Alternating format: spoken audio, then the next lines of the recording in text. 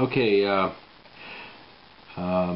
got a few things here, some updates concerning this virus that we're facing right now. I've been really busy helping some people move, and we're making another homestead series, so I haven't really had a lot of time, but here's some stuff I've got for tonight. Apparently the World Health Organization has basically come out and said they cannot contain this in any particular region. It's pretty well global at this point. As far as Canada, they have not confirmed anything in Ontario, which is basically, that's where we're from, but they're talking 100 possible cases we've heard just tonight. Now of course that, you know, it's getting closer to home, right? So now it's starting to concern us even more so. And our thoughts, by the way, and prayers go out to everybody right now that is suffering in Mexico and anywhere else with this problem. As far as Mexico goes, I know they've had 150 almost, or 149 at this point, people pass away because of this. Something that's been bothering people, or us at least, and a few other people that we've been talking to, is that it seems to be that the Mexicans are suffering worse from this disease. The people that are getting in other countries don't seem to have it as severe, and apparently they're recovering. Matter of fact, they're even going on about that on the news tonight. Now, having said all that, some other interesting notes on this. A lot of Mexicans come up here to Ontario to work in our gardens and our market, gardening and greenhouses and farming and whatever, for labor in the summer. And we've been hearing different stories on this, but the Canadian government's talking a possibility of not letting them come. There's about 13,000 apparently that come up to work, and we just found out tonight that they're coming out with some standard where they must see two separate doctors confirming their health before they do. Why I find this interesting is because at the same hand, they're not implying the same standard for those who are traveling to Mexico. So I don't know what the thinking is behind that. You know, what's the difference between Mexican workers coming here and Canadian tourists that have been down there for a week? I don't know. But anyways, I find that a little odd. And above all things, of course, most people probably are aware of most of what I'm telling you, but they did have an earthquake today as well. Some other interesting stuff we heard, and this was even in the mainstream media. I don't have any website links for you tonight. If I find some, I'll put them up later. But we got this from our local news here. But apparently the Mexican government have been telling their doctors not to talk about the outbreak, not to discuss it. This is correct? It was on CBC, the okay. National Tonight. Now, I don't know what the story is there. We're hearing all kinds of different weird things that are going on with this. A guy shook hands with Obama 1 week ago, and he has now since passed away from this virus.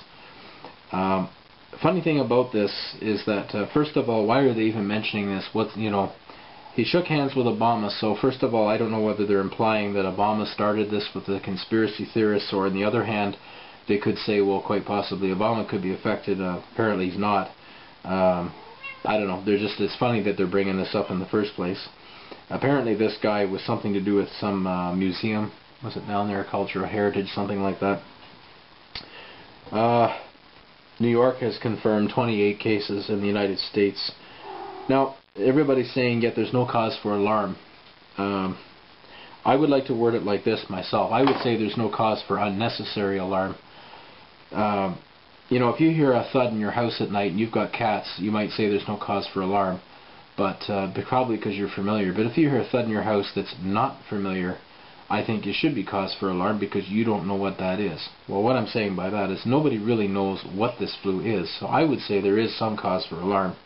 I don't think there's cause to do unnecessary panic. I don't think there's cause to do anything out of order, and respect for your fellow man or whatever. Apparently 6 countries around the world has banned any meat coming from the United States, even though that they say there's no way the flu can come from eating this meat.